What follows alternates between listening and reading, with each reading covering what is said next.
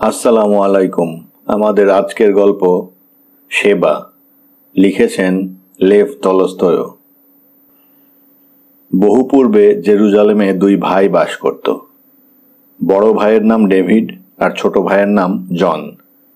শহরের কাছাকাছি একটা পাহাড়ে তারা বাস করত এবং সকলে যা কিছু দিত তাতেই দিন চালাত। প্রতিদিন ভোরে তারা কাজ করতে বের হতো, তবে নিজেদের জন্য কিছুই করত না। খাটত কেবল অন্যের জন্য, গরিবদের জন্য। যেখানেই ক্লান্ত, রুগ্ন, বিধবা কিংবা বাপ মা হারা শিশু দেখতে পেত, সেখানেই এই দুই ভাই গিয়ে তাদের সাহায্য করত, কিন্তু এক কড়াও নিত না।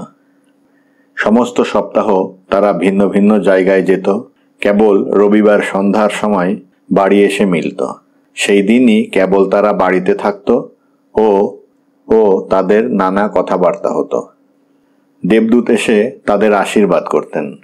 সোমবার তারা ভিন্ন ভিন্ন দিকে বের হয়ে যেত। এইভাবে বহুদিন কেটে গেল। দেবদূত প্রতি সপ্তাহে এসে তাদের আশীর্বাদ করতেন। একদিন সোমবারে দুই ভাই কাজে বের হলো। দুইজন দুই দিকে গেল। জনকে ছেড়ে যেতে ডেভিডের মনে খুব কষ্ট হচ্ছিল। ডেভিড খানিকক্ষণ চুপ করে তার দিকে তাকিয়ে দাঁড়িয়ে রইল। জন মাথা হেঁট করে চলতে শুরু করলো। সে আর পেছনে ফিরে দেখল না, কিন্তু খানিক দূরে গিয়েই জন হঠাৎ থেমে গেল।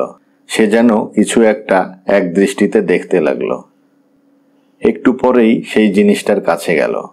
এক মুহূর্ত আর না থেমে, কোনো জানোয়ার তাড়া করলে লোক যেভাবে দৌড় দেয় ঠিক সেভাবেই দৌড় দিল।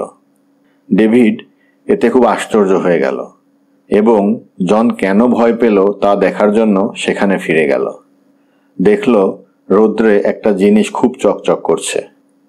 আরও কাছে গেল, দেখল যে ঘাসের উপর অনেকটা সোনা পড়ে আছে। সোনা দেখা ও জনের লাফ মারায় সে আরও বিস্মিত হলো। সে ভাবল, জন ভয় পেয়ে গেল কেন, আর ছুটে পালালোই বা কেন? সোনায় তো কোনো পাপ নেই, পাপ হচ্ছে মানুষের মনে। সোনা দ্বারা যেমন অসৎ কাজ করা যায়, সৎ কাজও তেমনি করা যেতে পারে। কত বিধবা, কত অসহায় শিশুদের খাওয়াতে পারা যায়, কত বস্ত্রহীনকে বস্ত্র দিতে, দরিদ্র ও রোগীর শুশ্রূষা করতে ও যত্ন নিতে পারা যায়। আমরা পরের জন্যে খাঁটি বটে, কিন্তু আমাদের ক্ষমতা নিতান্তই অল্প। আমরা এখন যা করছি তার চাইতে সোনা দিয়ে আরও অনেক বেশি করতে পারি। জনকে সে এই কথা বলতে ইচ্ছা করল, কিন্তু ইতিমধ্যে সে অনেক দূর চলে গিয়েছে। ডেভিড যতটা সোনা বের করে আনতে পারে ততটা কাপড়ে বেঁধে কাঁধে ফেলে শহরের দিকে চলে গেল। সেখানে একটা হোটেলওয়ালার কাছে সেই সোনা রেখে বাকি সোনাটা আনার জন্য আবার গেল।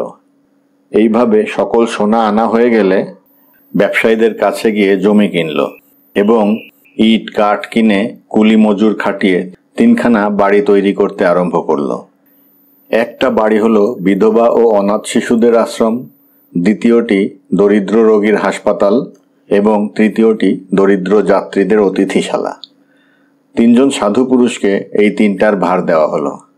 ডেভিডের তবুও 3000 মোহর অবশিষ্ট থাকলো। গরিবদের বিতরণ করার জন্য সে 3জন সাধুকে 1000 টাকা করে দিল। 3 বাড়ি লোকে পূর্ণ হয়ে গেল। এই সৎ কাজের জন্য সকলেই তাকে অশেষ প্রশংসা করতে লাগলো। তার মনে ভারী আনন্দ হলো, কিন্তু শহর থেকে আর তার যেতে ইচ্ছা করল না। নিজে সে 1 পয়সাও রাখল না। যে কাপড় চোপড় নিয়ে এসে শহরে এসেছিল সেসব পরেই বাড়িতে গেল। যেতে যেতে সে ভাবল, সোনা ফেলে ছুটে গিয়ে তার ভাই কি ভুলই না করেছে, আমি কি ওর চেয়ে ভালো করিনি? এই কথা ভাবতে না ভাবতেই সে দেখল দেবদূত তার পথে দাঁড়িয়ে আছেন। তার দিকে তিনি কটমট করে তাকালেন। ডেভিডের ভারী ভয় হলো। বলল, কেন প্রভু? দেবদূত বললেন, দূর হয়ে যাও এখান থেকে। তোমার ভাইয়ের সঙ্গে বাস করার যোগ্য তুমি নও। সোনা নিয়ে তুমি যা কিছু করেছ তার চাইতে তার এই সোনা ত্যাগ করে যাওয়ার মূল্য ঢের বেশি। তারপর ডেভিড বলল, কত দরিদ্র, কত যাত্রী আশ্রয় পাচ্ছে, খেতে পাচ্ছে, কত অসহায় শিশুকে গড়ে তোলা হচ্ছে। দেবদূত বললেন, তোমাকে নষ্ট করার জন্য যে শয়তান সোনা রেখেছিল, সে শয়তানই তোমার মুখে এমন লম্বা চওড়া কথা দিয়েছে। ডেভিডের বিবেক তাকে তিরস্কার করতে লাগলো। তার মনে বড় কষ্ট হলো। সে কেঁদে ফেলল। দেবদূত পথ ছেড়ে দিলেন। জন সেই পথেই তার অপেক্ষায় ছিল। ডেভিড আর শয়তানি মতলব কখনো মনে স্থান দেয়নি। সে বুঝতে পারল যে সোনা দিয়ে ঈশ্বরের পূজা কিংবা শ্রেষ্ঠ নরসেবা হয় না, কেবল সৎকর্মের মাধ্যমেই পরোপকার হয়ে থাকে। ধন্যবাদ।